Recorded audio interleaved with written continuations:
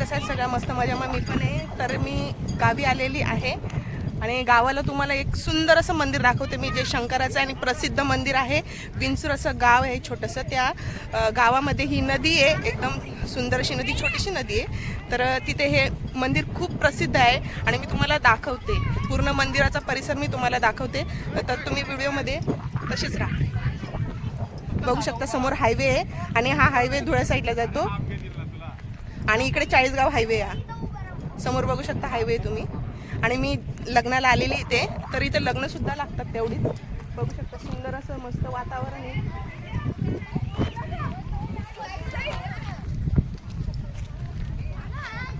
सुंदर असं वातावरण आहे बघू शकता तुम्ही.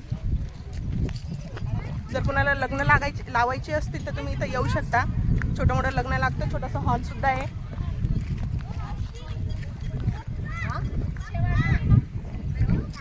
हे मंदिर आहे देवाचं, म्हणजे महादेवाची पिंड आहे आतमध्ये. तर लोक दर्शन पण घेत आहे बघू शकता तुम्ही. इथं बायका पण दर्शनाला आणि लग्नासाठी आलेले आहेत.